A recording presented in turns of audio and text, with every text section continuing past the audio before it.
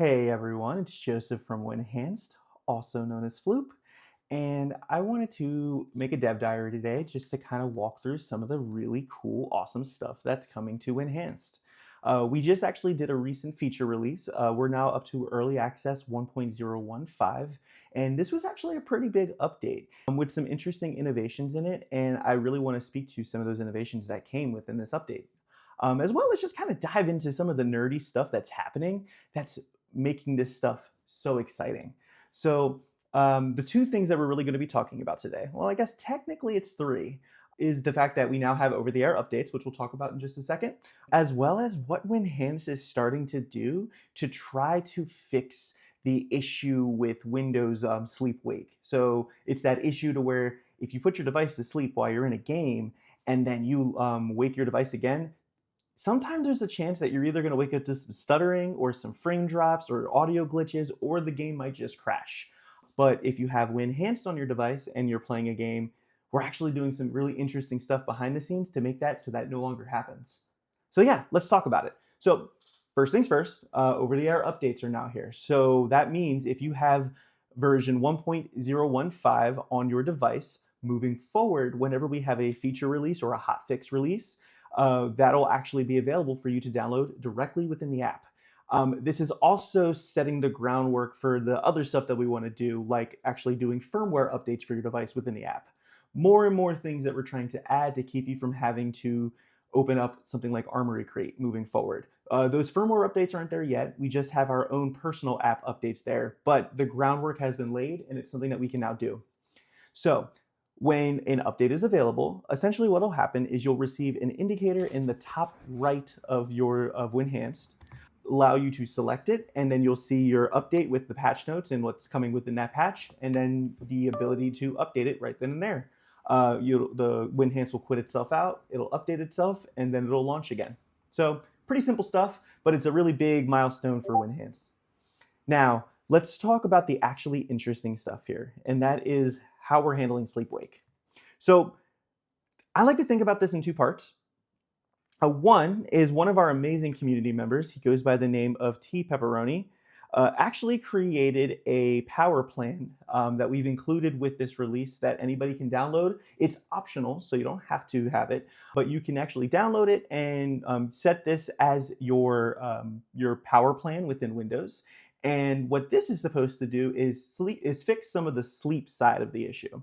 So essentially, if you're running this plan, when you put your device to sleep, it does some tweaking to some of like the wake up timers and other things that would potentially cause your devices to randomly wake up in the middle of a sleep cycle. That's been pretty much fixed, or at least for me personally, when running this power plan, I have not run into any of those wake issues anymore. So that's been great.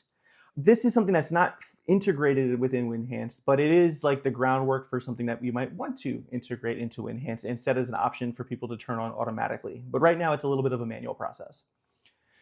The other side of this is what Winhanced is actually doing. And in order for me to talk about that, I actually have to bring up a game. So I've been playing a lot of Monster Hunter Wilds lately, so let's launch Monster Hunter Wilds and we'll talk about the new features more. Now that we're in Monster Hunter, if I pull up the overlay, which by the way, for folks who have the app, if you didn't know, if you have an external controller plugged in, you can actually push the guide button on that controller and it'll also launch our overlay the same way as pushing like the Armory Crate button will do today. And when you're in this overlay, the first thing I'm going to show you is what we're calling universal pause. And this is directly related to how we're solving some of this sleep stuff. So if I hit this pause key and then I close the overlay, you can see that the game is now paused. What we essentially have done is smartly froze some of the game's processes in order to, or froze the game processes in order to like save the state of the game, in order for you to just basically pause at any point. Well, that's for universal pause, but let's say you were gonna put your device to sleep. What will end up happening here is Winhanced goes to work. So it's doing two things here. It's freezing the process to RAM, so that way when you pull up and open up your game again, it basically lets you take off exactly where you left off. This can be in a cutscene. This can be any time in a game. I do not recommend doing this in competitive games though, because since we're doing some process freezing stuff, there is a chance that anti-cheat could ban you. So be careful there. Winhanced is going through and lowering your TDP settings.